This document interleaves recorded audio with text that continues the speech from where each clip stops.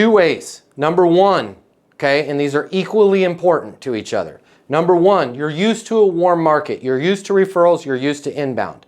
You have to transition from a friendly sale to a structured, purpose-driven sale, okay? Which is going to require you to start resisting the urge to go off on sidebar conversations about sports, weather, all the stuff that when you operate in a warm market. How's Skip doing? How's his wife? You gotta like be, got it, what can I get you information on, right? When you say blank, can you give me a specific example? What research have you done on us, right? Keep the by the way, your prospects like that better. They like that better than talking about sports and weather and all that stuff because you're talking about them.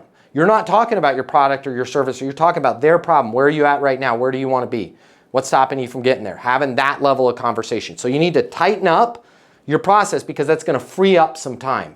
Typically, people that operate in a warm market spend 8 to 12 times more time on a deal than is completely necessary because it's this relationship-based selling stuff. And after about 8 deals in your pipeline, you're overwhelmed because you're having lunch with Ricky, you're talking to Jimmy about LSU football. It's a mess, right? So tighten up your sales process there. Number two, okay? So first thing, you're going to tighten up your existing process. Second thing is you have to, just like if you were going to start working out, you have to schedule it. You have to create a daily activity sheet because you're about to enter the realm of some new habits and activities that you're not used to doing, and you have to carve out time to make those calls.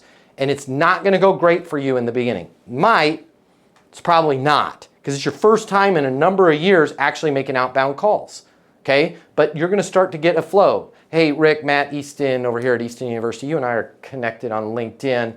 Hey, I wanted to reach out to you personally because I don't think we've helped your team yet, right? Can I shoot you over a link to what we're doing? Like, you got to get in those habits, right? Print out those ATC, your air traffic control cards, with your scripts of what you're going to be saying when you call, and then just make sure you make the dials. Make sure you make the dials. Start. I know you had said 60. I know you said 80. There are people on this session right now that are doing well over 100. Don't do that. That's the equivalent of going in the gym and putting 5 plates on the bench press. I want you to start and say, I'm going to make 10 calls a day. If I suck at them, I don't care. But every day I'm in the office, I'm going to make 10 prospecting calls. You're going to then start to get your flow. Also, what's going to happen is you're going to start to notice things where you're like, I have a question on this. And you can bring that back to the lives here, and we can polish up your talk track. I love where your head's at. Okay? Because all of these years when you've been surviving on inbound and warm stuff, we could have been thriving.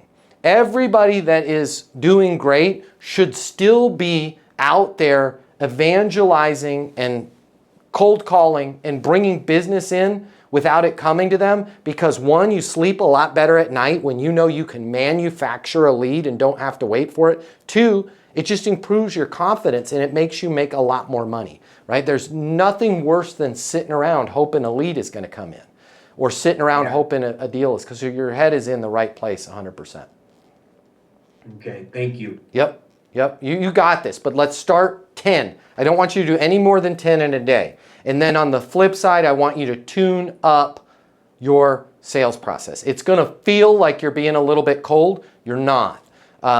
Keep the deals centered around what's their biggest reason for blank, where do they need to go, where do they want to get there, all that kind of stuff. All right, guys.